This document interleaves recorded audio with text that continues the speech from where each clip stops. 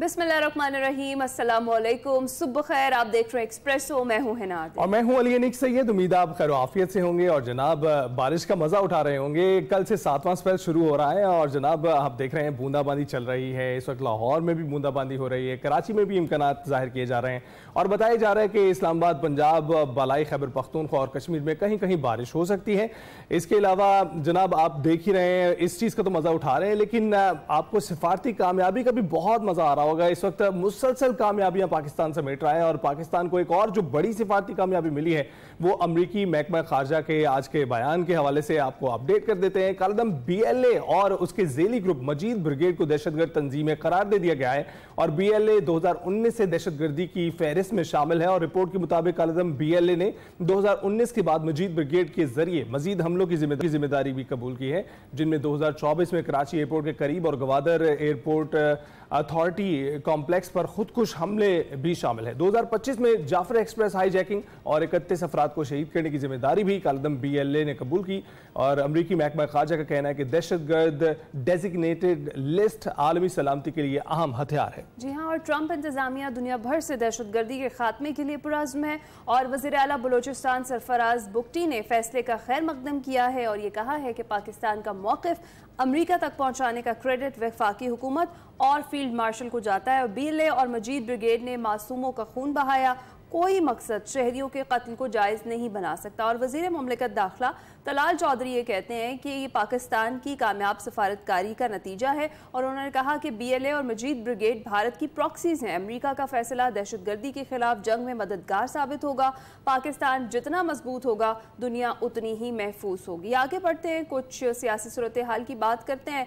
आपको बताएं कि 9 मई के जो मुकदमात हैं उनका फैसला आने का जो सिलसिला है वो तेज़ी से जारी है और तहरीक इंसाफ बजाय हुकूमत की मुश्किलात में इजाफा करती उसकी अपनी मुश्किलात मजीद बढ़ रही हैं और गुज़िश्ता रोज़ लाहौर की इंसदाद दहशतगर्दी अदालत ने 9 मई को थाना शादमान जलाओ घेराव और जिना हाउस के करीब गाड़ियां जलाने के मुकदमात का जो महफूज फैसला था वो सुना दिया और अदालत ने सेनेटर एजाज चौधरी, साबिक गवर्नर पंजाब उमर सरफराज चीमा, साबिक सूबाई वजीर यास्मीन राशिद, मियां महमूद रशीद और आयशा भुट्टा, बानी PTI के सिक्योरिटी गार्ड हाफिज अरशद को 10-10 साल की कैद की सजा सुनाई है और अदालत ने PTI की खवातीन रहनुमा आलिया हमजा और सनम जावेद को 5-5 साल कैद और 1-1 लाख रुपए जुर्माने का भी हुक्म दिया है, जबकि PTI के सीनियर रहनुमा शाह महमूद कुरैशी को दोनों मुकदमात में बरी कर दिया गया है। मजमूई तौर पर दोनों मुकदमात में 20 मुल्जिमान को सजाएं हुई हैं, 22 को बरी किया गया है और तहरीक इंसाफ ने अदालती फैसलों को सियासी इंतकाम करार दे दिया है। चीफ जस्टिस ऑफ पाकिस्तान से 9 मई के मुकदमात पर जुडिशल कमीशन बनाने का मुतालबा किया गया है।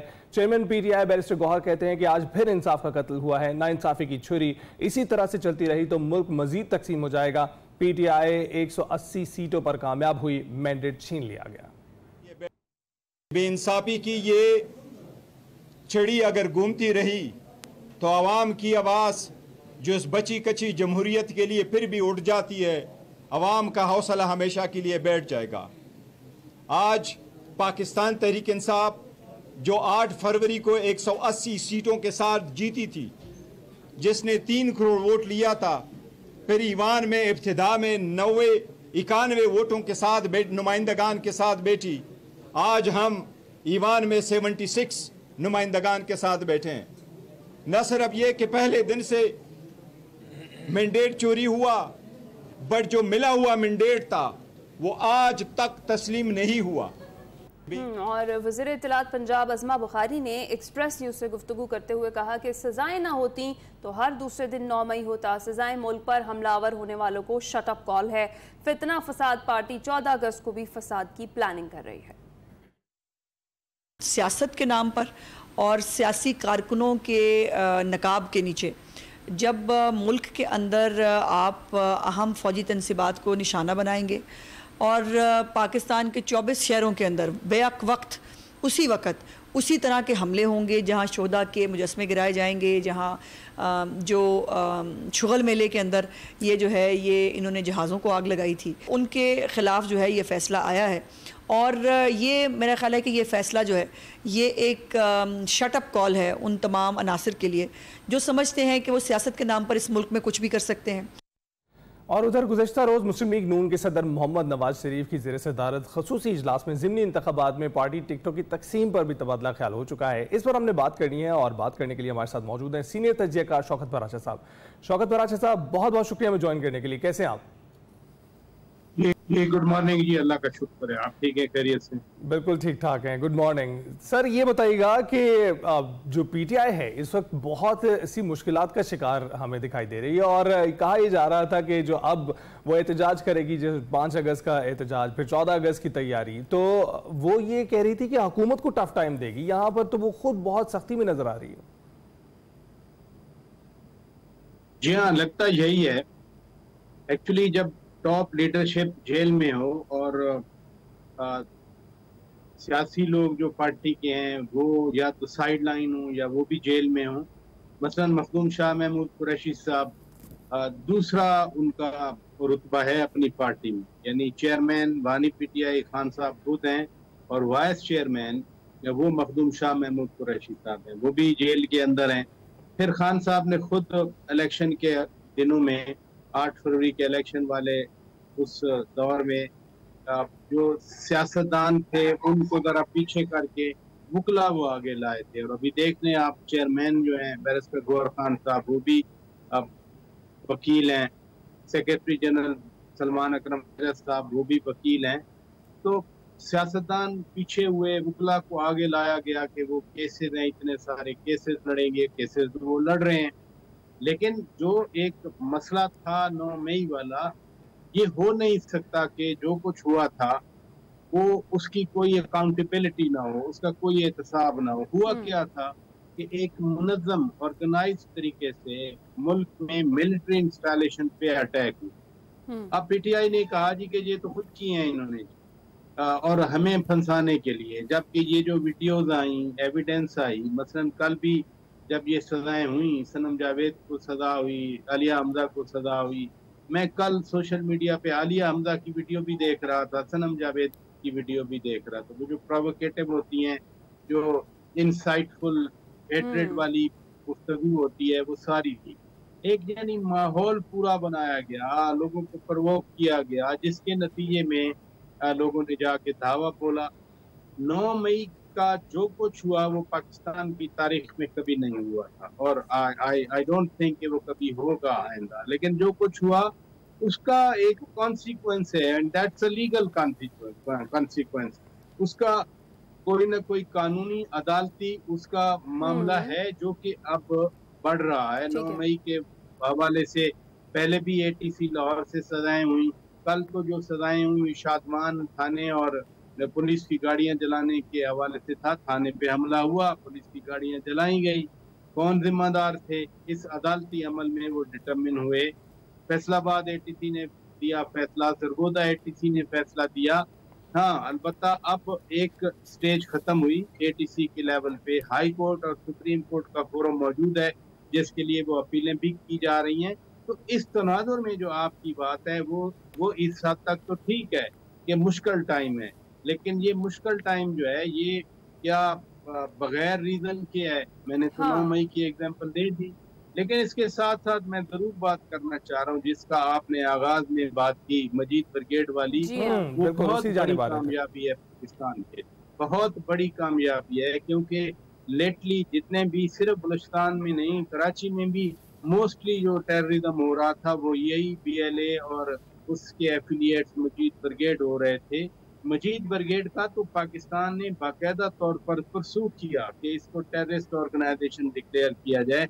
अब इसका होता क्या है, मसलन इनमें जितने इसके अहदेदार होंगे उन पे ट्रैवल बैन लग जाएगा, इनके बैंक ऑपरेट नहीं कर सकेंगे बैरून मुल्क भी, पाकिस्तान में भी। सिर्फ ये नहीं है कि अमेरिका ने कह दिया कि ये टेरर ऑर्गेनाइजेशन है, बस खत्म हो गया। नो, जो उनकी कैपेसिटी टू ऑपरेट है, कैपेसिटी टू मोबिलाइज है, वो सारी खत्म हो जाएगी। बिल्कुल ठीक, और यकीनन वाकई बहुत बड़ी सिफारती कामयाबी है पाकिस्तान के लिए ये तो। अच्छा पराजी साहब, वापस चला पाकिस्तान तहरीक इंसाफ की जो हम बात कर रहे थे, जिस तरह से सजाओं का सिलसिला जारी है, गो कि वो बार बार इस चीज़ से इनकारी है कि 9 मई के पीछे हम नहीं हैं, 9 मई के पीछे जो है कोई और मुलव्विस है इसके अंदर, लेकिन 9 मई हुआ तो है, इस बात से कोई इनकार नहीं कर सकता। मुझे ये बताइएगा कि आगे चलकर कुछ हालात में नरमी देख रहे हैं पाकिस्तान तहरीक इंसाफ के लिए, या फिर ये जो सियासी बहरान इनके लिए पैदा हुआ है इससे निकलने का कोई रास्ता बाकी बचा? और शाह महमूद कुरैशी को पहले भी रिलीफ मिला है और अब कल भी 2 मजीद मुकदमात में वो बरी हो गए हैं। शाह महमूद कुरैशी आपको जेल से बाहर आते हुए दिखाई दे रहे हैं?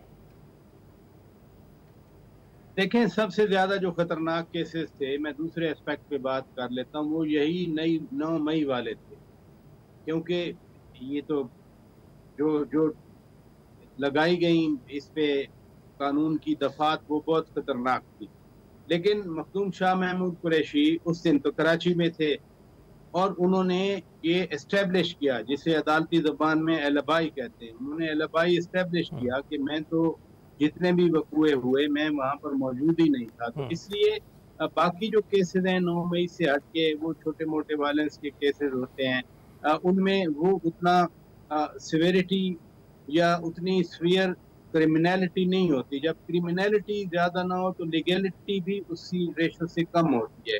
इसलिए सूनर और लेटर वो मुझे तो बाहर आते हुए नजर आ रहे हैं। हाँ, जो बाकी माहौल जिसकी तरफ आप पीटीआई के लिए बार बार इशारा कर रहे हैं, 2 एस्पेक्ट्स हैं। नंबर 1, सीधी सी बात है कि पीटीआई सदर ट्रंप की तरफ देख रही थी। सदर ट्रंप दूसरी साइड पे उन्होंने दूसरे पलड़े में अपना वजन डाल दिया, और ये जो कामयाबियां पाकिस्तान को मिल रही हैं, ये आपका क्या ख्याल है कि पाकिस्तान की डिप्लोमेटिक एफर्ट्स, खास तौर पर army chief field marshal Asim Munir Syed की एफर्ट, या पाकिस्तान के दीगर लोग जो जाते हैं वहां पर वो बात करते हैं, जब पलड़ा ट्रंप एडमिनिस्ट्रेशन ने इधर डाल दिया तो उसके कॉरेस्पॉन्डिंग जो ग्राउंड खाली हुई, वो पीटीआई का नुकसान हुआ। अब पीटीआई अपनी स्ट्रेटेजी बदले, पीटीआई को टॉक्स करे, वो कह तो देते हैं कि हम टॉक्स करेंगे, इधर जो लीडरशिप बैठी है, लेकिन खान साहब एक ट्वीट कर देते हैं कि जी बिल्कुल ऐसा ही है, और खान साहब भी उसको मुअत्तल कर देते हैं। टॉक्स तो पहले भी जारी थी, लेकिन फिर पीटीआई ही पीछे हटती हुई दिखाई दी है। हम जो ये ताज़ा तरीन सिफारती कामयाबी है शौकत बराशी साहब, इस पर ज़रूर बात करेंगे, लेकिन पीटीआई की बात मुकम्मल हो जाए कि जो शाह महमूद कुरैशी साहब ने ज़िमनी इंतखाबात का बाइकआउट ना करने का मशवरा दिया है उस पर, और एक और मशवरा जो राना सनाउल्लाह की जानिब से आया है कि जो अभी ये एहतजाज 14 अगस्त को करने वाले हैं उसे मौखर कर दिया जाए, तो आप इन दोनों मशवरों को कैसे देखते हैं? पहला मखदूम शाह महमूद कुरैशी साहब वाला, आपको याद है सिर्फ शाह महमूद कुरैशी साहब ही नहीं बल्कि डॉक्टर यास्मीन राशिद साहिबा, महमूद रशीद, उमर सरफराज चीमा, इन्होंने बाकायदा एक खत लिखा था कोट लखपत जेल से कि सियासी मुज़ाकरात किए जाएं। और उससे पहले मखदूम शाह महमूद कुरैशी साहब ने का एक वीडियो स्टेटमेंट आया था सामने कि हम सियासतदान हैं, हम जेल में पड़े हैं, तहरीक चलाने की बातें कर रहे हैं, ये अक्टूबर नवंबर वाली बातें थी, तो हमसे मशवरा ही कर लिया जाए। न किसी ने उनसे मशवरा किया और न सियासी डायलॉग के लिए उनकी बात मानी गई। अब भी वो यही कह रहे हैं कि सियासतदानों से बातें किया करते हैं। मसलन ये जो हल्के खाली हुए नाअहलियों की वजह से 9 मई की सजाओं के बाद खान साहब ने जेल से ऐलान कर दिया कि हमारे बंदे इलेक्शन नहीं लड़ेंगे। अब पूरी पार्टी डिस्टर्ब है। मैं आपको अथॉरिटी से बता रहा हूँ, जो सियासी कमेटी है पीटीआई की पार्लिमानी कमेटी है, वो कहते हैं कि मैदान खाली नहीं छोड़ना चाहिए। वो कि इसमें कोई शक नहीं, वो कहते हैं कि खान साहब ही फैसला करेंगे हतमी, लेकिन खान साहब का जो इनिशियल फैसला आया अगर वही बरकरार रहता है तो फिर पूरी पार्टी एक तरफ। शाह महमूद कुरैशी साहब ने भी ये बात की है कि सियासी लोग मैदान खाली नहीं किया करते। देखें, 1 नहीं, 2 नहीं, 3 नहीं, 9 कौमी असम्बली के हल्के हैं, 7 पंजाब असम्बली के हल्के हैं। जब एक पार्टी अपना वजूद शो ही नहीं करती इलेक्शन में, या उनके उम्मीदवार इलेक्शन में सामने नहीं होते, तो वहाँ वैक्यूम पैदा होता है। 85 के नॉन पार्टी इलेक्शन का सबक सियासी जमातों ने यही सीखा था, और इसलिए 2002 के इलेक्शन में बेशक वो पार्टियों के नाम बदलना पड़े, पार्टियों की लीडरशिप बदलना पड़ी, इसके बावजूद उन्होंने हिस्सा लिया था। तो ये चीज जो है मखदूम शाह महमूद कुरैशी साहब इसको अच्छी तरह बतौर एक सियासी रहनुमा भांपते हैं। अब राना सनाउल्लाह का जो मशवरा है वो हुकूमत की तरफ से तो होना भी यही मशवरा चाहिए किसी भी सियासी जमात को कि आप एहतजाज न करें, जुलूस न निकालें, जलसे न करें। मुल्क बड़ी मुश्किल से एक पटड़ी की तरफ जा रहा है, अंदरूने मुल्क बैरून मुल्क कामयाबियां हासिल हो रही हैं। हुकूमत को और ज्यादा परसू करके पीटीआई को एहतजाज की बजाय मेज पे लाना चाहिए। बिल्कुल ठीक है। तो इस पर नजरसानी करेगी पाकिस्तान तहरीक इंसाफ, ये भी जरा क्विकली बताइएगा। जो पैटर्न माजी में रहा है उससे तो नहीं लगता। अच्छा। खान साहब ने एक ऐलान कर दिया, हलीमा खान साहिबा ने बाहर आकर बता दिया, तो वो एक सिंबॉलिक ही सही, क्योंकि अब उनको इतना तो है कि कोई एहतजाज कोई बहुत बड़ा नहीं हो पा रहा और ना कोई कामयाब हो रहा है, लेकिन उन्होंने जो कह दिया खान साहब फिर वो उस पे अमल तो करवाते। बिल्कुल ठीक है। देखना यही है कि वो 5 अगस्त जैसा होता है 14 अगस्त का एहतजाज भी, या फिर कुछ ना कुछ उसमें पावर डाल पाएगी पाकिस्तान तहरीक इंसाफ। अच्छा, एंड पे मैं चाहूंगी ये बता दें पराचा साहब, जो गुज़िश्ता रोज़ हमने देखा मुस्लिम लीग नून के सदर मियां मोहम्मद नवाज शरीफ की ज़ेर सदार खुसूसी इजलास हुआ, अब वो खासे एक्टिव दिखाई दे रहे हैं, गो के वो ज़िमनी इंतखाबात में पार्टी टिकट्स पर ही तबादला ख्याल है, तो दोबारा से उनकी एंट्री हो रही है। देखिए एंट्री तो है ना, उनके भाई वजीर आज़म है पाकिस्तान के, उनकी बेटी पाकिस्तान के सबसे बड़े सूबे की वजीर आला हैं, यानी यूरोप का शायद ही कोई मुल्क हो इतना बड़ा जितना पंजाब है, 12 करोड़ से ज्यादा आबादी है, तो वो सूबा उनके हाथ में है, मुकम्मल तौर पर उनके हाथ में है। चले केपी में तो अब ये हो जाता है, एहतजाज भी हो जाता है, जुलूस भी निकलता है, पंजाब में तो बिल्कुल ही कुछ नहीं हो रहा ना, चाहे वो अक्टूबर का एहतजाज हो, नवंबर का एहतजाज हो, 4 अगस्त का हो, और अभी आपने 14 अगस्त की बात की, तो 4 और 14 में कोई ज्यादा फर्क नहीं है, नतीजा तो वही निकलना है।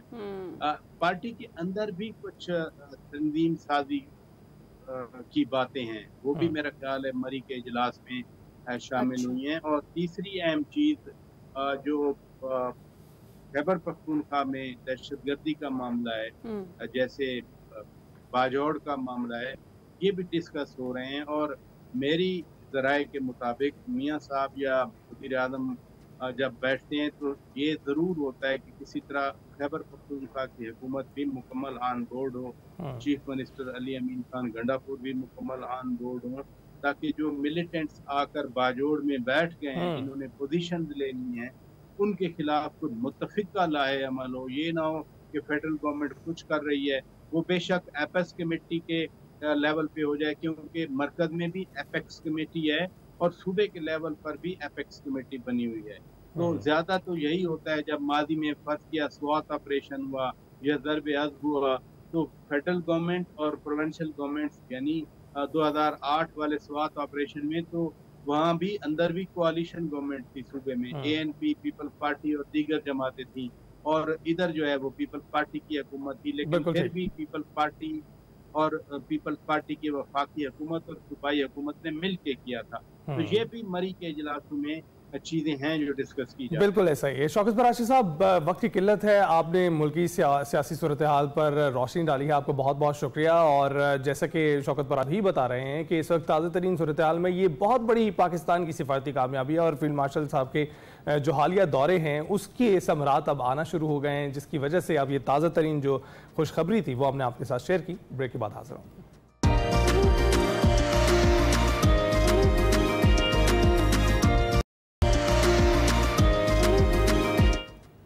Welcome back to Express. तो नाज़रीन, आज का दिन दुनिया भर के नौजवानों के नाम है कि आज दुनिया भर में इंटरनेशनल यूथ डे मनाया जा रहा है। नौजवान किसी भी मुल्क का असल सरमाया और मुस्तकबिल की ज़मानत हैं। उनकी तालीम, तरबियत, सेहत, रोज़गार और खेलों के मौक़े वो सतून है जिन पर एक मजबूत कौम खड़ी होती है। पाकिस्तान में भी लाखों नौजवान अपनी सलाहियतों के ज़रिए मुल्क का नाम रोशन कर रहे हैं, चाहे वो खेल का मैदान हो, तालीम, इनोवेशन या लेबर मार्केट। और खुशकिस्मती से पाकिस्तान की कुल आबादी का 60% से ज़्यादा अफराद की उम्र जो है वो 30 साल से कम है।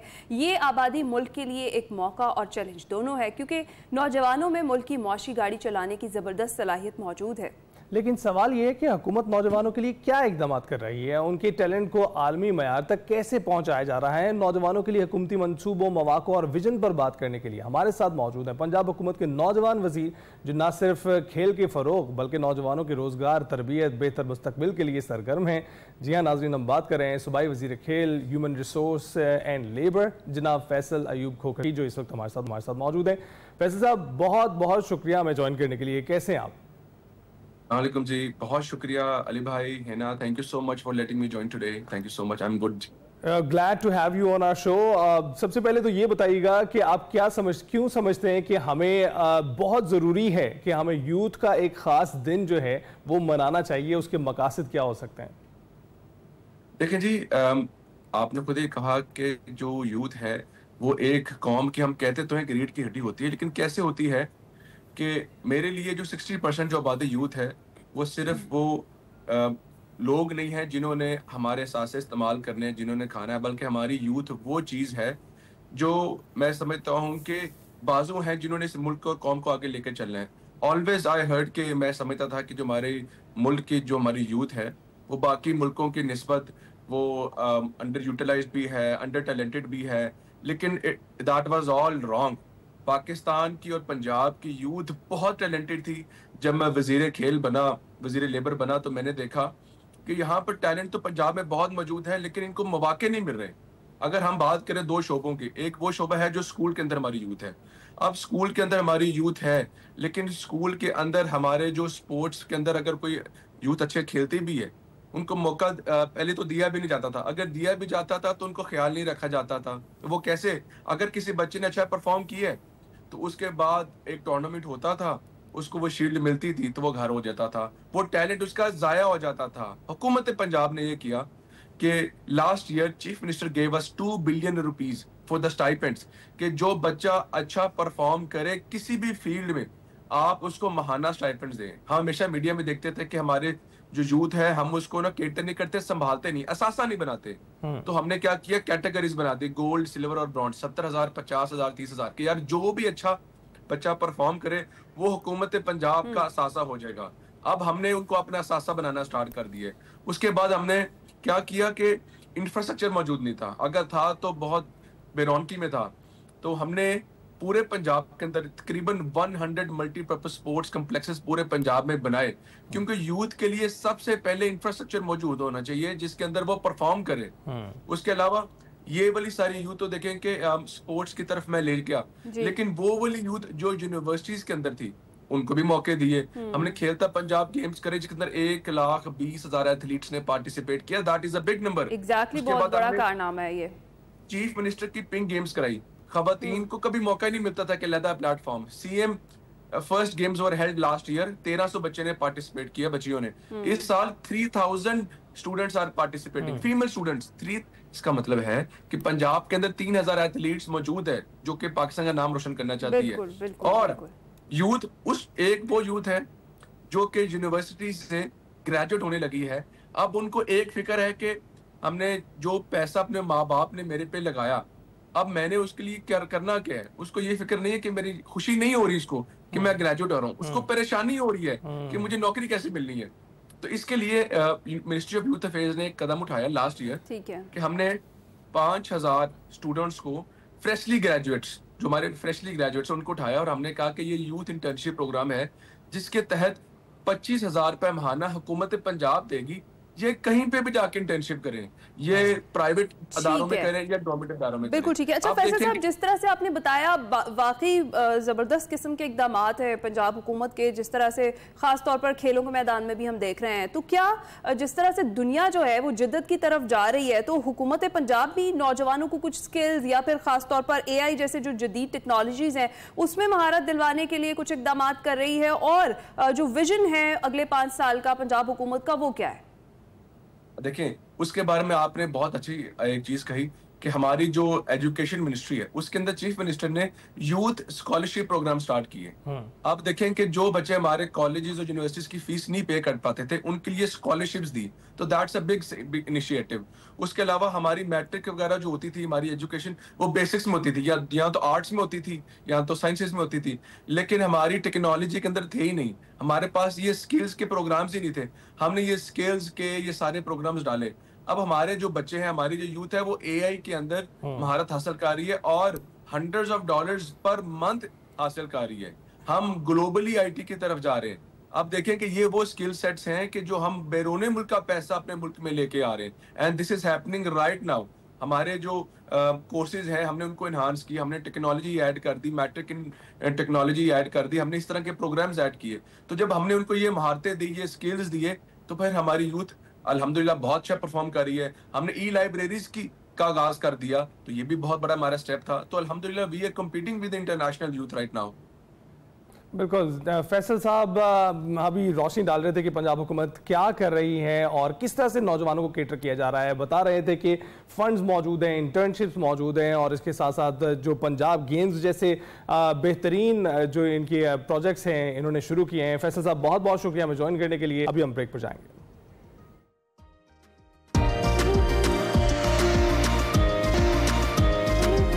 Welcome back. آپ کی ملاقات چیمپئن سے کرواتے ہیں, پاکستانی تیر اندازوں سے. انہوں نے ایشین چیلنج آرچری چیمپئن شپ میں تاریخ رقم کر دی اور پہلی مرتبہ سلور اور برانز میڈل جیتے ہیں.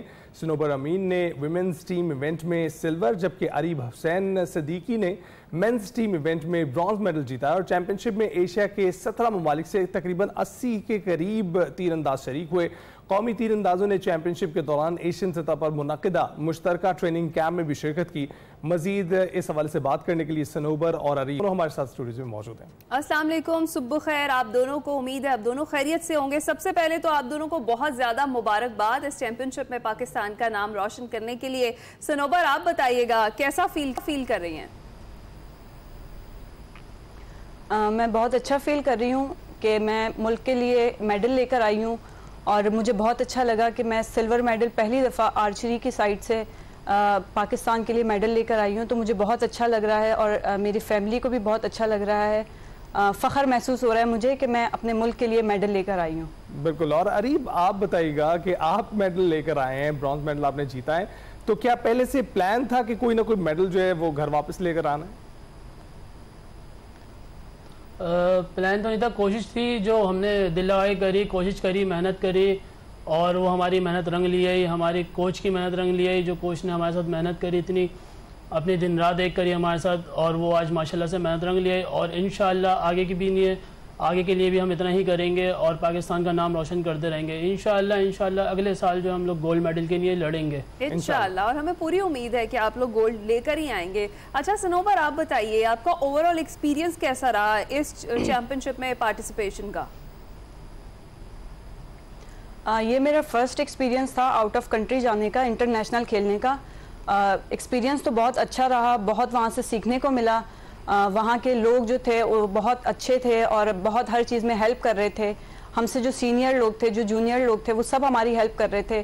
ایکسپیرینس ہمارا بہت اچھا رہا, اور الگ سے کنٹری میں جا کے کھیلنا, وہ ہوم گراؤنڈ جو ہمارا ایک پاکستان میں بنا ہوتا ہے وہ ہم لوگ آؤٹ آف کنٹری میں کھیل کر آئیں, تو اس سے ہمارا ایکسپیرینس اور بھی زیادہ ہو گیا, اور ہمیں سمجھ آیا کہ آؤٹ آف کنٹری جا کے کیا مشکلات پیش آتی ہے.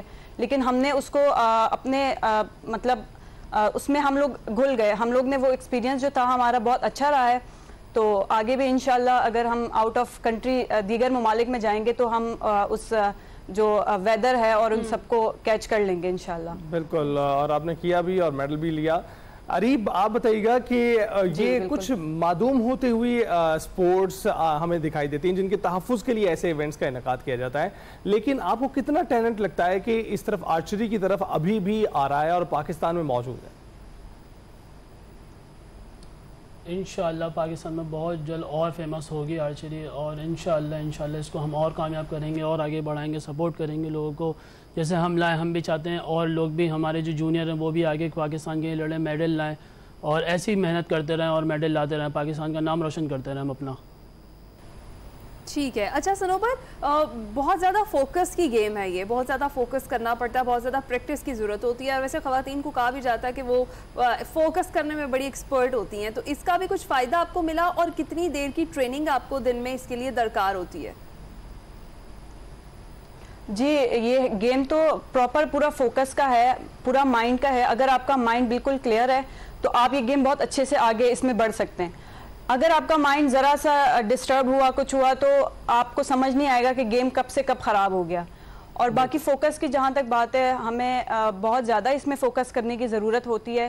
اور پریکٹس کے لیے ہم لوگ مارننگ میں بھی پریکٹس کرتے ہیں 4 سے 5 گھنٹے, ایوننگ میں بھی 4 سے 5 گھنٹے پریکٹس کرتے ہیں, تو جس کی وجہ سے ہماری پریکٹس میں اور اضافہ ہوا, اور جس کی وجہ سے آج ہم میڈل لے کر آئے ہیں. اور بالکل ایسا ہی ہے. عریب, آپ سے بھی گیم کے متعلق ہی پوچھتے ہیں. اچھا یہ بتائیے گا کہ اس کی رینج کتنی ہوتی ہے جس میں آپ نے یہ شوٹ کرنا ہوتا ہے, اور آپ کو کیا لگتا ہے کہ آپ کی آئی سائٹ کتنی اچھی ہونی چاہیے اس کو جو ہے نشانے پر لگانے کے لیے؟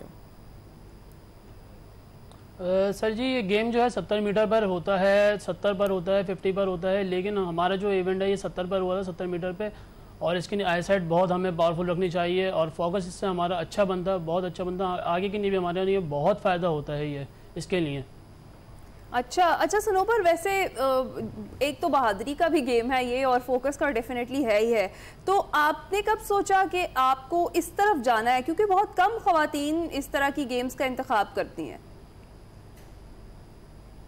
جی میں نے جب میرا میٹرک ہو گیا تھا تو میں بہت کم اس گیم میں آگے آنے لگی, اور جب مجھے میرے کوچ سید اجاز علی ملے تو اس کے بعد انہوں نے مجھے بہت سپورٹ کیا, بہت انہوں نے بولا کہ نہیں تم نیشنل کھیل سکتی ہو.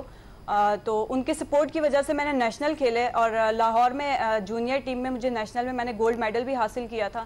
تو اس کے بعد میرا جو جذبہ ہے وہ اور بھی بڑھ گیا کہ نہیں مجھے کھیلنا ہے آگے.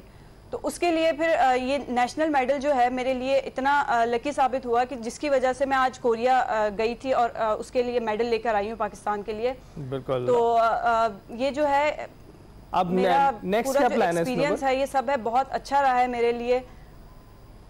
سوری میں نے پوچھا کہ آپ نیکسٹ کہاں ٹارگٹ, کیا ٹارگٹ کر رہی ہیں؟ گولڈ تو آف کورس ٹارگٹ کریں گی, لیکن کون سی چیمپئن شپ پہ شرکت کریں؟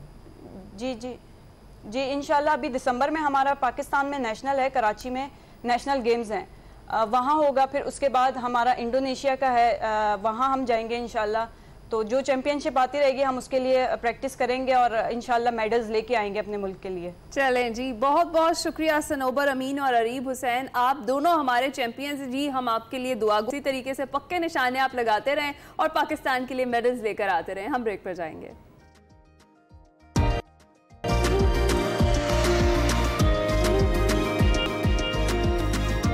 پروگرام کے دوسرے حصے میں خوش آمدید. تو دوسرا حصہ ہے, بہت ساری باتیں ابھی بھی کرنا باقی ہیں, جن میں ایک بات جشن آزادی کی بھی ہے. تو تیاریوں کے متعلق ہم سیگمنٹ شیئر کریں گے آپ کے ساتھ کہ ملک بھر میں کیسے تیاریاں کی جا رہی ہیں. ہاکی ٹیم کی مشکلات کے بارے میں بھی بات ہوگی, لیکن اس وقت ہے ہمارے سیگمنٹ نکلے تیری تلاش کا, جس میں وقار احمد ملک اور مستنصر حسین تارڑ آج بات کر رہے ہیں گلگت بلتستان اور دیگر خوبصورت مقامات کو کیسے بچایا جا سکتا ہے. آئیے دیکھتے ہیں. السلام علیکم ناظرین, میں وقار احمد اور آپ دیکھ رہے ہیں نکلے تیری تلاش میں. پہاڑوں کے حوالے سے بات ہوتی رہتی ہے, اور پہاڑوں کے حوالے سے جو تارڑ صاحب کے ساتھ بات ہوتی ہے اس میں زیادہ تر تنقیدی پہلو ہوتا ہے, اور تنقیدی پہلو اس لیے بجا طور پہ وہ درست ہے. اس کی وجہ یہ ہے کہ ہم بہت سارے معاملات میں انتہائی غفلت برت رہے ہیں, اور اسپیشلی ہم جب ہراموش کی جنگل کی بات کرتے ہیں, فیری میڈوز کی جنگل کی بات کرتے ہیں, ماحولیات کی بات کرتے ہیں, جس طرح کنکریٹ کے جنگلات یعنی کنکریٹ کی جو بلڈنگز اور وہ سارا جنگل ایک اگا ہوا ہے, اور دریاؤں کا راستہ جو ہے, دریاؤں کی جگہ جو ہیں ان پہ قبضہ کیا جا رہا ہے. تو یہ تمام چیزیں جو ہیں لانگ ٹرم ہمیں بہت زیادہ اس کے اثرات ہوں گے, اور اس حوالے سے بات کرتے رہتے ہیں. آج کا جو ہمارا موضوع ہے وہ بالکل مختلف ہے. طاہر صاحب ہمارے ساتھ ہیں. بہت شکریہ طاہر صاحب, آپ نے جوائن کیا. آج کے حوالے سے جو پہاڑوں کے حوالے سے ایک اچھی خبر ہے, اور وہ یہ ہے کہ پابندی لگا دی گئی ہے. کریم آباد میں آپ نئی کوئی بلڈنگ نہیں بنا سکتے, آپ یہ جو بورت لیک ہے وہاں پہ نہیں بنا سکتے, آپ عطا آباد جھیل پہ نہیں بنا سکتے. اس چیز کو آپ کس حوالے سے کس طرح دیکھتے ہیں؟ یعنی بڑی خوشائند بات ہے, تو اس پہ میں چاہتا ہوں کہ آپ کچھ تبصرہ کریں. میں ایکسپیکٹ کر رہا تھا کہ کیونکہ ہنزا والے زیادہ کانشیس ہیں باقی لوگوں سے, زیادہ پڑھے لکھے ہیں, ہوشیار بھی ہیں, चुनांचे मेरा ख्याल है कि उन्होंने रियलाइज़ कर लिया है कि ओवर कमर्शलाइजेशन हो गई, सही, और उसकी वजह से न सिर्फ माहौल को नुकसान पहुंच रहा है बल्कि वहाँ पे जो टूरिज़्म है उसको भी नुकसान पहुंच रहा है, क्योंकि लोग जाते हैं और मतलब वहाँ से 50,000 से लेके आम टूरिस्ट तो जा नहीं सकता। जी जी, वहाँ पे रिच पार्टी आती हैं और उनको कोई ख्याल नहीं होता कि ये है क्या फॉर देम, क्योंकि they paid the money, so they feel it is their right कि वहाँ से जो भी खुबानियाँ तोड़ें, शाखें तोड़ें, जो मर्ज़ी करें। तो बड़ी खुशाइंद है ये कि भाई वहाँ पे मज़ीद कंस्ट्रक्शन पे पाबंदी लगा दी गई है, लेकिन मेरी ख्वाहिश है कि सिर्फ ये हुंजा तक ना रहे, इसको बाकी पूरे गिलगित बल्तिस्तान पे लागू किया जाए। कहते हैं ना कि फ़लाँ चीज़ लागू कर दी जाएगी, तो ये करने वाली ये चीज़ लागू कर दें। और जो बने हुए हैं यानी मंज़र जो है तरशिंग में, मैंने एक दो तस्वीरें देखी, वो तरशिंग छुप गया सारा जी, वो नांगा पर्वत बेचारी ज़रा क्योंकि ज़्यादा बुलंद है वो दिखाई देनी है तो देती रही, लेकिन उसका जो मैस एक मंज़र था वो ख़त्म हो गया। अभी एक रिसेंटली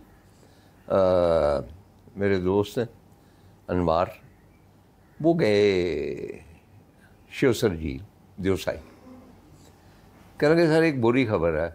मैं कि किसके बारे में? क्योंकि ऑलरेडी जो है बड़ा पानी उसमें तो ग्लम्स वगैरह लगे हुए हैं, ठीक है, टेंट वगैरह। कहने लगे शिवसर झील के किनारे कंस्ट्रक्शन हो रही है। अच्छा, शिवसर झील के किनारे, और वहाँ मुझे नहीं मालूम कि वो क्या बना रहे हैं, होटल बना रहे हैं क्या। अच्छा, मैं अगेन इन चीज़ों के ख़िलाफ़ नहीं हूँ, मसला ये है कि उनकी लोकेशन जो है, यानी अगर आपने वहाँ पे बनाना है तो किसी ऐसी जगह बनाएं जिससे व्यू उसका मजरू ना हो, वो ये नहीं होता।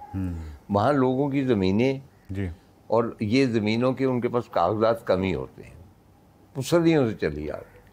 अब एक बंदे के पास शिवसर लेक के किनारे की सारी ज़मीन, वो उसका हक समझता कि मैंने यहाँ पे बनाना और मैं बनाऊँगा। जी बिल्कुल। चुनांचे इसी तरह बहुत सारे, अब मैं ये एंडलेस फेरी मैडो का क्या हुआ आप देख सकते हैं कि Ferry Meadow is totally full of construction, और उसमें क्योंकि हमने पहले देखा हुआ शायद इसलिए हम मिस करते हैं। तो इसी तरह ही जो सैफुल मलूक का हाल हुआ, सैफुल मलूक जो है is one of the most dirty lakes right now, you can't, मतलब उसके करीब जाते हैं तो बू शुरू हो जाती है।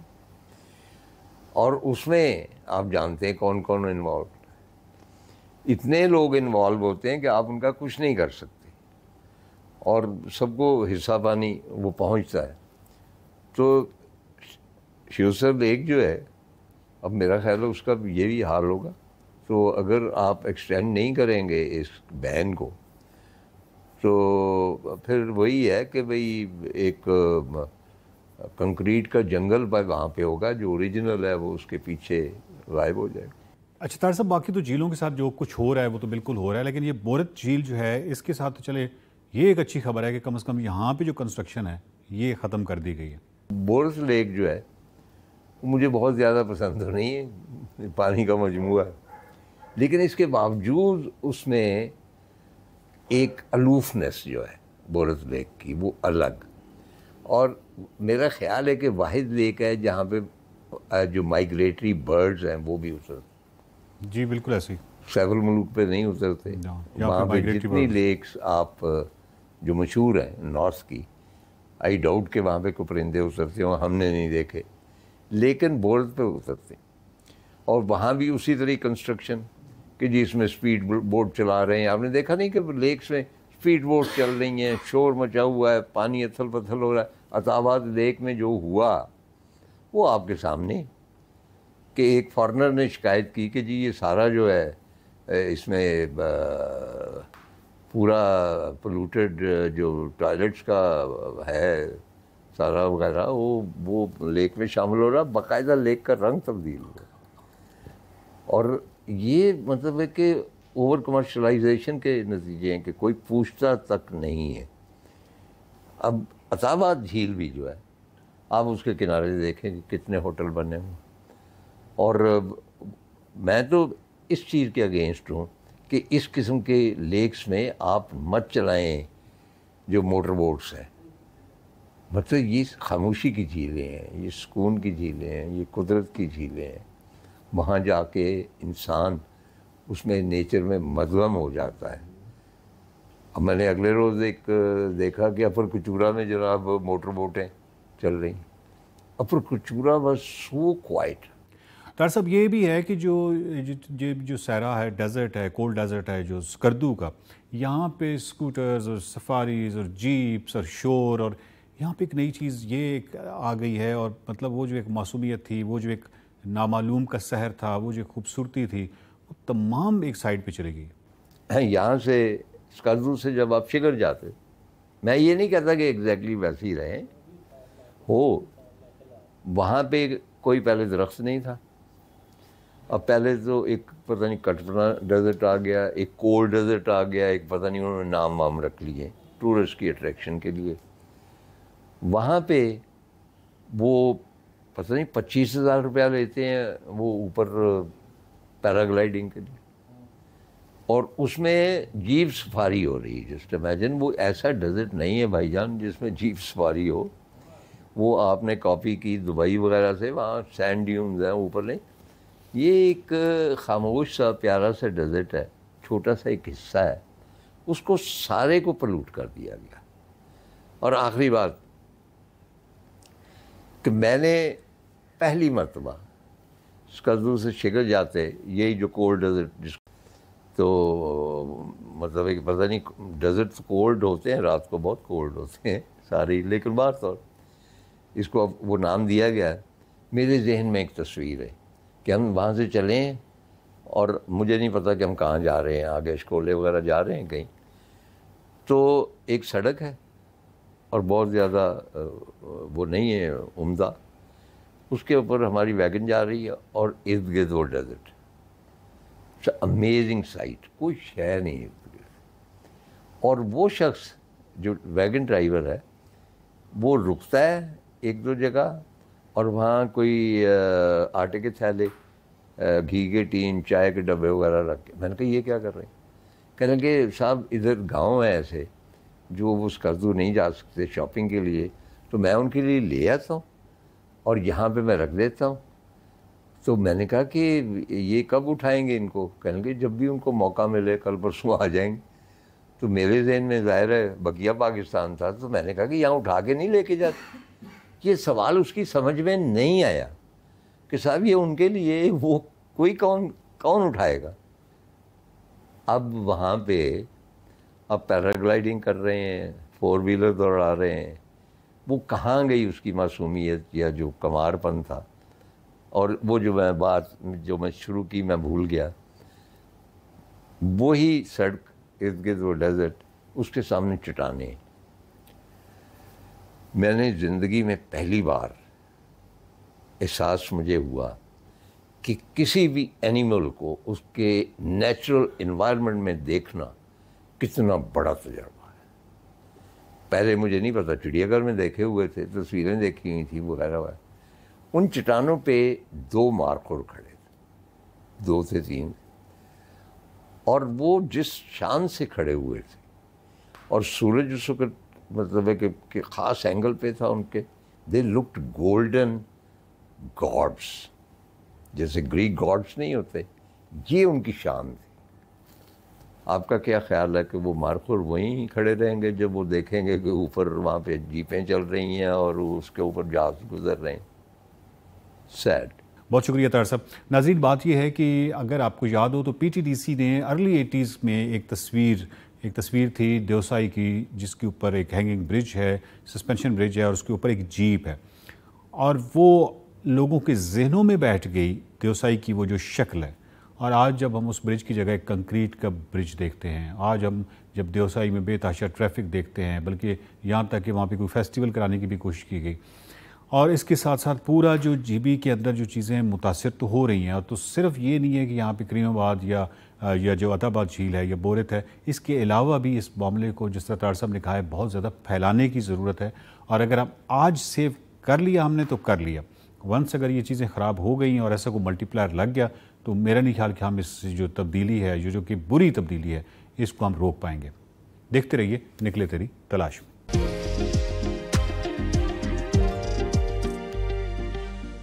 सेगमेंट आपने देखा है और है ना, आपको पता है कि सुबह हो और चाय का कप ना हो, ऐसा कैसे हो सकता है? ऐसा बिल्कुल नहीं हो सकता। और हर पाकिस्तानी की तरह हमारी एनर्जी भी सुबह चाय का सिप लेने के बाद ही बढ़ती है और हम में एक नई उम्मीद की किरण भी जागती है। और एक अच्छी चाय हर पाकिस्तानी के दिल को जीत लेती है। तो मुश्किलात से मत घबराएं, उनका सामना करें एक नए अज़्म के साथ और एक कप चाय से दिन को आसान बनाएं। आपको पता है कि इस बार फिर से टपाल दानेदार लेकर आया मेरे फेवरेट पाकिस्तानी सॉन्ग का नया ट्विस्ट। हम ब्रेक लेते हैं, आप ऐड देखिए।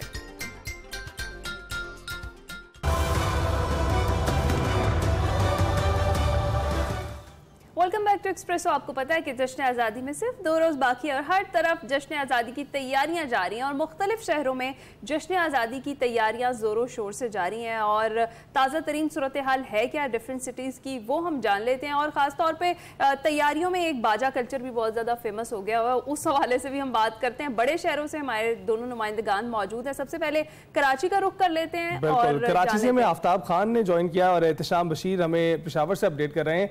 सबसे पहले आफ्ताब, आपकी जानी बातें हैं, बताएं कि जश्न आज़ादी में 2 रोज़ बाकी हैं, तैयारियां कैसी जा रही हैं, शहरियों का जोशो जज्बा कैसा देख रहे हैं आप? जी बिल्कुल, मैं इस वक्त शहर के गुंजान आबादी वाले इलाके पेपर मार्केट में मौजूद हूँ। ये कागज़ी बाज़ार के नाम से भी ये गली मशहूर है और काफ़ी गुंजान आबादी वाले इलाके है। और जश्न आज़ादी में अब कुछ थोड़ा ही वक्त रह गया तो उसकी वजह से इस गली में बहुत ज़्यादा गेमा गेमी है, बहुत ज़्यादा रश है। कुर्ब जवार की सड़कों पर जो है वो बहुत ज़्यादा में यहाँ पे अकब में हम देख सकते हैं कि काफ़ी जो है जो लोग हैं यहाँ पे ख़रीदारी में इस वक्त मसरूफ़ अमल है। यहाँ पर कौमी परचमों के अलावा मुख्तलिफ़ किस्म के बैजेज़, बच्चियों के जो ड्रेसेस है जश्न आज़ादी के हवाले से वो तमाम जो है यहाँ पर दस्तयाब है। इसके अलावा चूड़ियाँ, मुख्तलिफ़ किस्म के लाइटिंग्स वाले बैजेज़ और घरों की सजावट के लिए जो झंडियाँ हैं वो तमाम यहाँ पे आसानी मिल जाती है। हम ये दिखा सकते हैं कि ये देखें मुख्तलिफ़ किस्म की चूड़ियाँ, ये बैजेज़ आप देखें कि ये जो लाइटिंग वाले बैजेज़ मैं बता रहा था। इसके अलावा ये ख़वातीनें ज़्यादातर जो ये चीज़ें फ़रोख्त करती हैं, इसमें ये चूड़ियाँ बच्चियों की। और अब हम आगे ग्रेजुअली बढ़ेंगे तो हमारे पास और भी जो है बहुत सारी चीज़ें हम दिखाना चाह रहे हैं अपने कैमरे की आँख से। ये देखें मुख्तलिफ़ किस्म के जो है वो जश्न आज़ादी के हवाले से ये जो है एक मल्टी कलर जो है उन्होंने डिज़ाइन किए ड्रेसेस को, जिसमें गाड़ियाँ वगैरह भी इस पर छपी हुई है। फिर इस तरफ हम आते हैं तो ये स्टॉल आप देखें कि यहाँ पर भी लोग जो है वो ख़रीदार भी मौजूद है और इसके अलावा मुख्तलिफ़ किस्म की शर्ट्स है, टी शर्ट्स और दीगर चीज़ें। फिर ये एक चूड़ियों का स्टॉल आ गया। ये देखिए ये मुख्तलिफ़ किस्म की यहाँ पर भी चीज़ें दस्तयाब है। फिर हम और मज़ीद आगे बढ़ते हैं। ये आ गया सब्ज़ लाली परचम। ये देखिए ये परचम है, ज़ाहिर है जो हर शहरी की इस वक्त ख्वाहिश है कि इसे ख़रीदें, अपने घर को सजाएं कौमी परचम से। हम आगे बढ़ती, पूरी गली है, पूरी गली आप देखिए कि ये इस वक्त वहाँ तक, यानी आदमी की जहाँ तक निगाह जा रही है वहाँ तक ख़रीदार है। और इसके अलावा स्टॉल ही स्टॉल हैं और लोग जो है यहाँ पर जो है वो अपनी फैमिली के हमरा इनफरादी सतह पे यहाँ पे आके जो है वो कौमी परचम, बैजेज़, मुख्तलिफ़ किस्म के जो अशिया है वो ख़रीद रहे हैं। तो मजमूई तौर पर हम देखें तो जश्न आज़ादी के हवाले से कराची में जो है वो ख़ास तौर पर न सिर्फ ये जो पेपर गली है बल्कि पैरेलल हम देखें तो शहर के अंदर बहुत सारे स्टॉल्स हैं जहाँ पर जो लोग जोक दर जो कतार दर कतार जो है वो ख़रीदारी कर रहे हैं और अपने घरों को जो है वो सजा रहे हैं सब्ज़ लाली परचमों से। बहुत शुक्रिया आफ्ताब खान, कराची का अहवाल बता रहे थे। हर जानिब सब्ज़ लाली परचमों की बहार दिखाई दे रही है और हर कोई तैयारियों में मसरूफ़ है। पेशावर का रुख कर लेते हैं। एहतशाम बशीर वहाँ मौजूद है, उनसे जानते हैं कि वहाँ कैसी तैयारियाँ जारी है। एहतशाम बताइएगा, पेशावर की क्या सूरत हाल है? जी बिल्कुल, यौम आज़ादी के हवाले से पेशावर में भी तकरीबात का सिलसिला शुरू हो गया है, तैयारियां की जा रही हैं और सिर्फ 2 रोज़ बाकी रह गए हैं। और पेशावर में जो है कौमी परचम खरीदे जा रहे हैं, इसके हवाले से झंडियाँ खरीदी जा रही हैं। बच्चे जो हैं वो बाजे खरीद रहे हैं और सबसे बड़ा मसला इस वक्त पेशावर में बाजों के हवाले से आ रहा है جو تیز آواز والے باجے ہیں وہ بچے گلی گلی بجا رہے ہیں، بازاروں میں بجا رہے ہیں، جس کی وجہ سے لوگوں کو مشکلات کا سامنا ہے۔ ضلعی انتظامیہ کی جانب سے اس پر پابندی بھی لگائی گئی ہے، پٹاخوں پر بھی پابندی لگائی گئی ہے، لیکن اس کے باوجود جو پشاور کے مختلف علاقے ہیں، قصہ خوانی ہو گیا، دلازاق روڈ ہو گیا، حیات آباد، وہاں پر جو دکانیں ہیں وہاں پر گھنٹیوں کے ساتھ باجے بھی فروخت کیے جا رہے ہیں۔ ضلعی انتظامیہ نے کارروائی بھی کی ہے، دکانداروں کو بھی گرفتار کیا، لیکن اس کے باوجود باجوں کی خریداری جاری ہے۔ تو صرف 2 روز باقی رہ گئے ہیں، مختلف تنظیموں کی جانب سے تقریبات کا آغاز شروع کر دیا گیا ہے۔ کل بھی جو ہے وہ محکمہ اسپورٹس کی جانب سے، آرکیالوجی کی جانب سے تقریب کا انعقاد کیا گیا ہے، اور اسی طرح جو ہے لوگ جشن آزادی منا رہے ہیں۔ بہت شکریہ احتشام اور آفتاب، آپ دونوں نے اپڈیٹ کیا ہمیں بڑے شہروں سے کیا وہاں پر تیاریاں جاری ہیں، اسٹال سج گئے ہیں۔ جناب آپ نے جو خریداری کرنی ہے وہ بھی کر لیں، اور اللہ تعالیٰ آپ کے جذبے میں اور بھی اضافہ کریں، کیونکہ آج کل جو خوشخبریاں آ رہی ہیں دل چاہتا ہے مزید خوشی سے اس کو منایا جائے، لیکن اس خوشی کے دوران اتنا احتیاط ضرور کیجیے گا کہ آپ کے کسی تکلیف میں اضافہ نہ کرے۔ جو نوائز پولوشن آپ پھیلا رہے ہوتے ہیں باجے بجانے کے ساتھ ساتھ، اس میں اضافہ نہ کریں بلکہ ان کی خوشیوں میں شریک ہو اور اس میں اضافہ کریں۔ بریک کے بعد آ سکتے ہیں۔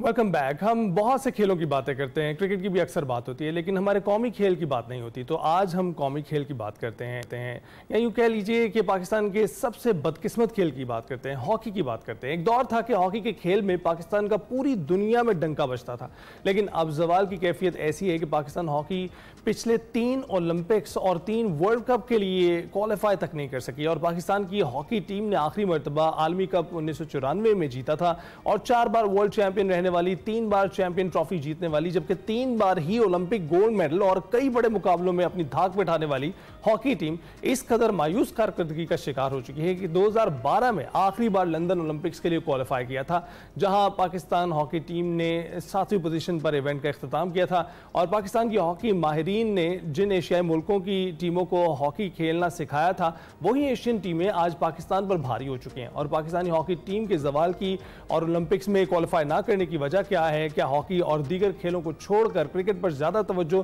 سارے مسئلے کا سبب ہے؟ کام مینجمنٹ اور نااہل قیادت ہے؟ ادھر بھارت کی میزبانی میں ہونے والے ایشیا ہاکی کپ میں حصہ لینا اتنا ضروری کیوں ہے، اور پرو ہاکی لیگ میں شرکت سے پاکستان ہاکی کا کیا فائدہ ہو سکتا ہے؟ اس پر ہم نے بات کی۔ جی ہاں، اس پر بات کرنی ہے ایک ایسی شخصیت سے جو کہ اس کے لیے انتہائی پرٹیننٹ ہے۔ سابق کیپٹن ہے پاکستان ہاکی ٹیم کے، international hockey federation coach, instructor, olympian Rana Ghazanfar Ali صاحب اسٹوڈیوز میں ہمارے ساتھ موجود ہیں۔ السلام علیکم رانا صاحب، گڈ مارننگ، کیسے ہیں آپ؟ بہت شکریہ آپ کا۔ رانا صاحب، جس طرح سے ہم ہاکی کے زوال پذیر ہونے کی بات کر رہے ہیں، اور 1984 میں لاسٹ ٹائم لاس اینجلس میں اولمپکس میں جو منظور جونیئر مرحوم ہے، ان کی قیادت میں جرمنی کو 1-2 سے ہرا کر جو ہم نے طلائی تمغہ جیتا تھا، اس کے بعد سے یہ قومی کھیل جو ہے ایک بحران کا شکار ہے۔ اس کی میجر ریزنز آپ کیا سمجھتے ہیں؟ بڑا ڈیفیکلٹ کوشچن ہے۔ سو کئی ریزنز ہیں اس میں۔ آپ جو میرے خیال سے جو سب سے جو مین ریزن ہے، وہ جب میں نے ہاکی شروع کی تھی تو میں نے اپنے پلیئرز جو ہے سینئرز پلیئرز ہیں ان کو دیکھا تھا کہ ان کے پاس جو ہے نا وہ ایک کیا لیں اٹریکشنز تھی ہاکی میں۔ پلیئر جو ہے نا وہ اگر اچھا پرفارم کرتے ہیں نیشنل ٹیم میں، نیشنل کیمپ میں آ جاتے ہیں تو آپ کو اچھی جاب مل جاتی ہے، سو ایک کریئر جو آپ کا وہ بن جاتا ہے۔ سو ابھی جو ہے نا انفارچونیٹلی لاسٹ میرے خیال میں 20 سال ہو گئے ہیں، سو جاب کریشن نہیں ہے وہاں پہ، سو پلیئرز جو ہے نا اس کی وہ اٹریکشن نہیں ہے۔ فائنینشیل اٹریکشن بھی ضروری ہے، وہ بھی آپ سمجھتے ہیں؟ بہت ضروری ہے۔ ہاکی چینج ہو گئی ہے، ہاکی جو ہے نا وہ even every year hockey is changing, ہر سال جو ہے نا وہ نئی چیزیں آ رہی ہیں، سو اس کے حساب سے ہمیں بھی تھوڑا سا اس کو اڈاپٹ کرنا پڑے گا۔ سو اگر ایک ہی بات کروں تو وہ یہ ہے کہ فائنینشیل جو ہے نا وہ اٹریکشن بہت ضروری ہے، وہ مین ریزن ہے۔ ہاکی بڑی ایکسپینسو ہو گئی، اب پہلے اتنی نہیں تھی، ابھی بہت زیادہ ایکسپینسو ہے، سو اس کو میٹ کرنے کے لیے آپ کو فائنینشیل جو ہے نا وہ اٹریکشن بہت ضروری ہے۔ لیکن آپ کو لگتا ہے کہ صرف یہی وجہ ہے کہ فائنینشلی تو سبھی چیزیں مہنگی ہو گئی ہیں، ایون آپ رننگ کے لیے بھی جائیں تو اس میں بھی جو ہے آپ کو کافی مہنگائی کا سامنا کرنا پڑتا ہے، لیکن اصل وجہ کیا ہو سکتی ہے؟ کیونکہ ہم دیکھتے ہیں کہ جہاں کہیں جیت کا فقدان ہو وہاں پر لوگوں کی توجہ کم ہو جاتی ہے، اور پھر حکومتیں بھی وہاں پر ویسے توجہ نہیں دیتی۔ آپ کو لگتا ہے کہ ٹیلنٹ کو بھی کچھ ذمہ دار ٹھہرانا چاہیے؟ آف کورس، میں تو ہمیشہ پلیئرز کی بات کرتا ہوں، سو میں کہتا ہوں کہ جو پلیئرز ہیں وہی آپ کا ایک فیس ہے۔ سو پلیئرز جو ہیں وہ، میں جب اپنے دور میں بھی ہم لوگ کھیلتے تھے تو ہمیں जैसा इन्वायरमेंट मिलेगा हम उसके साथ रिएक्ट करेंगे. देयर इज़ नो डाउट कि प्लेयर्स को रिस्पॉन्सिबिलिटी होनी चाहिए. There is no other way. Denying जो है ना वो नहीं होना चाहिए. उसको इन्वायरमेंट जो है ना आपने प्रोवाइड करना है. फॉर एग्जांपल ये है कि जो कोचेस हैं, अगर आप एक कोच लगाते हैं टीम का, अगर आपको 6 महीने बाद उसको चेंज कर देते हैं, सो एक प्लेयर जो है ना उसके साथ उसकी अटैचमेंट है जो है ना वो उसको ग्रूम करने की कोशिश कर रहा है, सो एक टीम बनाने की कोशिश कर रहा है, आप 6 महीने बाद उसको फिर चेंज कर देते हैं. सो फिर प्लेयर जो है ना वो कंफ्यूज हो जाता है कि अब नया कोच आएगा, फिर उसकी नई अपनी, क्योंकि every coach has their his own way, उसका अपना स्टाइल, उसकी अपनी फिलॉसफी है. सो प्लेयर जो है ना वो बहुत ज़्यादा कंफ्यूज होते हैं. सो ये भी एक रीज़न है कि लॉन्ग टर्म जो है ना उसको ज़रूर होना चाहिए. फॉर एग्जांपल अगर आप किसी फॉरेन कोच को अप्रोच करें, वो ये आपको ये कहेगा कि आपका प्लान क्या है. वो कभी नहीं ये कहेगा कि मैं 6 महीने बाद जो है ना वो आऊँ और आप मुझे उसके बाद फारिग कर दें. वो कहेगा मुझे 3-4 साल जो है ना वो ज़रूर अच्छा, दें. तो इसकी क्या रीज़न है? एक तो इस क्विक चेंज की, और दूसरा हमारे पास हॉकी के इतने चैंपियंस मौजूद हैं, जो हमारे प्लेयर्स हैं पुराने, उनकी मौजूदगी से क्यों फ़ायदा नहीं उठाया जा रहा? अच्छा, मेरा थोड़ा सा इससे इख्तलाफ है, डिफरेंस है. बिकॉज आप दुनिया में चले जाएं कहीं भी किसी स्पोर्ट्स में जो है ना वो, ये ज़रूरी नहीं है कि जो एक पुराना प्लेयर है जिसने उसने हॉकी खेली है या उसने क्रिकेट खेली है, वो ही जो है ना एक अच्छा कोच हो सकता है. दुनिया में बड़ी मिसालें हैं. जोज़े मोरिनियो की मिसाल ले लें, एलेक्स फर्गसन की मिसाल ले लें, क्योंकि मैं इंग्लैंड में रहता हूँ तो मुझे पता है इन चीज़ों का. आप बास्केटबॉल में चले जाएँ, आप बेसबॉल में चले जाएँ, वो जो है ना कोई बड़े से मीडियोकर से प्लेयर रहे हैं लेकिन वो बड़े अच्छे कोचेस हैं. सो विद ड्यू रिस्पेक्ट, मेरी बड़ी रिस्पेक्ट है ऑल दी जो अपने फॉर्मर्स ओलंपियंस हैं, माशाल्लाह उन्होंने काम किए हैं. लेकिन हमें थोड़ा सा आउट ऑफ द बॉक्स जाके ना वो थोड़ा सा लर्न करना चाहिए कि क्रिकेट की मिसाल देख लें. सो ये प्रोफेशनल जो है ना वो कहते हैं right man for the right job. जब तो वो चीज़ आप नहीं लाएंगे, बिल्कुल. और एक अच्छा तालिब इल्म जो है वो एक अच्छा उस्ताद होना ज़रूरी नहीं है. बिल्कुल, उस्ताद होने के लिए आपको कुछ और टेक्निक्स का इस्तेमाल करना पड़ता है. It's an ever changing scenario कि आप देख रहे हैं कि जिस तरह से जदीद टेक्नोलॉजीज़ इमर्ज कर रही हैं, उस तरह से आपकी जो ट्रेनिंग है उसमें भी तब्दीलियाँ आ रही हैं. आप ट्रेनिंग में उसको इनकॉर्पोरेट कर रहे हैं. तो being a coach, being an instructor, आप पहले से ये सारी सूरत हाल का सामना कर रहे हैं, तो आपको लगता है कि कुछ तब्दीलियाँ कोच लेवल पर भी आई हैं जो अब नीचे मुंतकिल की जा रही हैं? I think yes. अभी रिसेंटली जो है ना वो ताहिर ज़मान जो है ना वो उनको बनाया है कोच, इज़ वेरी गुड. सो वो FIH के कोच भी हैं. I think he knows. उन्होंने काफ़ी ज़्यादा कोशिश की है कि जो नीचे उसको नॉलेज को जो है ना वो नीचे तक लाया जाए. अगेन इसको थोड़ा सा ये है कि आप कह लें कि एक नेशनल कोचिंग प्रोग्राम जो है ना उसको इंट्रोड्यूस करवाने की बड़ी ज़रूरत है. क्लब लेवल पे जो है ना वो कोचिंग भी, जैसे आपने बात की कि बहुत ज़्यादा चेंजिंग आ गई हैं स्पोर्ट्स में. सो मॉडर्न जो है ना साइंस उसमें बहुत ज़्यादा इन्वॉल्व है. ठीक है. सो छोटी सी मिसाल दूंगा कि जब आपकी टीम मलेशिया में जाती है, सो मलेशिया का एनवायरनमेंट बड़ा डिफरेंट है. वहाँ पे इतनी ज़्यादा जो ह्यूमिडिटी है, वहाँ पे एग्जर्शन बहुत ज़्यादा होती है. अगर आपके पास अच्छी न्यूट्रिशंस नहीं होंगी, अच्छे ड्रिंक्स नहीं होंगे, सो वो आपका डिफरेंस बढ़ जाएगा. सो ये नॉलेज जो है ना ये तभी आगे बढ़ेगा जब इसको नेशनल जो है ना वो कोचिंग प्रोग्राम में इसको शामिल किया जाएगा. बिल्कुल ठीक है. और बिल्कुल ताहिर ज़मान साहब का आपने जिक्र किया, वो हमें स्टूडियोज़ में बहुत बार ज्वाइन कर चुके हैं, बड़ा ज़बरदस्त काम वो कर रहे हैं. अच्छा, आप बरतानिया में एक तवील अरसे से कोचिंग कर रहे हैं, क्या फ़र्क देखते हैं आप यहाँ अगर आप कोचिंग करें या फिर बरतानिया में? वहाँ पर एक तो प्लेयर्स के लिए कोच की इंपॉर्टेंस डेफिनेटली वो कोई भी मुल्क हो वो बहुत ज़्यादा होती है, लेकिन ये जो आपने बताया कि पाकिस्तान में ख़ास तौर पर बड़े शॉर्ट टाइम के लिए कोई कोच आता है और फिर उसके बाद उससे तब्दील कर दिया जाता है, क्या वहाँ भी ऐसा रुझान है? नहीं, ऐसा बिल्कुल नहीं है. वहाँ पे जो है ना वो एक कोच को 4 साल मिलते हैं मिनिमम. सो उसकी फिर परफॉर्मेंस जो है ना वो बेस पे उसकी नेक्स्ट प्रमोशन होती है. ऐसा नहीं है वहाँ पे. उन्होंने इंग्लैंड ने अभी, मुझे याद है कि मेरे करियर में हमने इंग्लैंड को 7-5 ऐसे हम लोगों ने गोल मारे हुए हैं. सो अब जो है इंग्लैंड जो है ना वो रैंक में नंबर 6, नंबर 5 पे चले गई है. कभी जो है ना वो बहुत पीछे होती थी.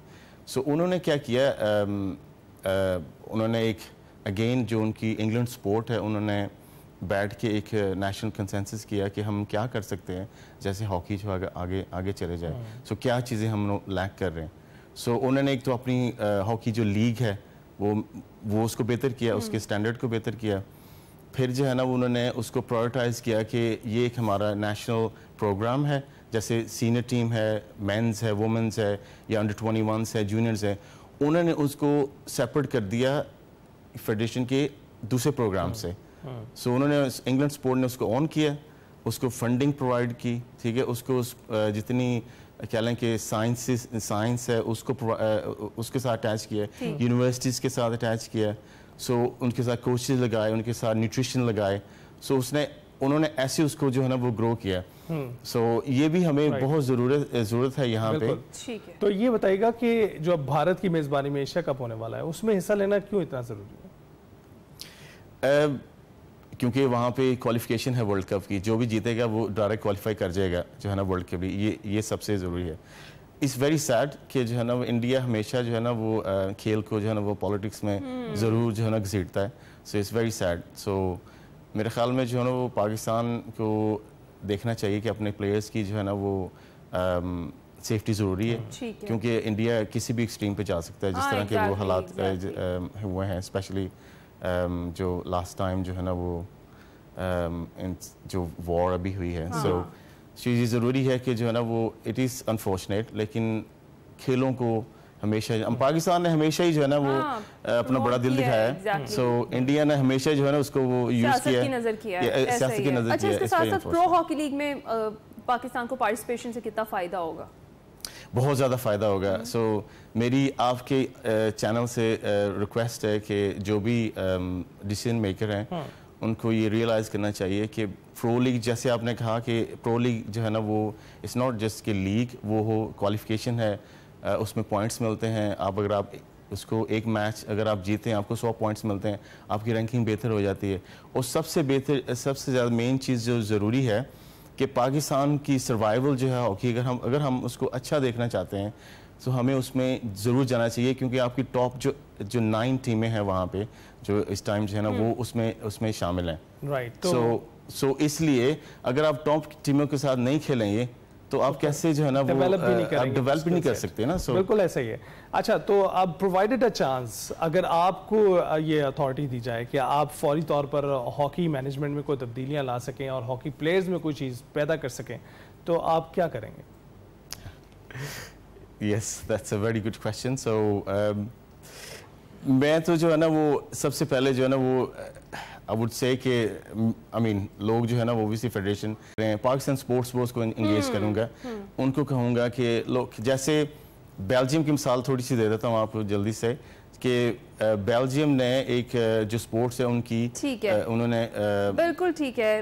رانا صاحب, آپ نے جس طریقے سے ایکسپلین کیا آپ کا بہت شکریہ. خصوصی طور پر اسٹوڈیوز میں آپ نے ہمیں جوائن کیا. ابھی ہم بریک پہ جائیں گے.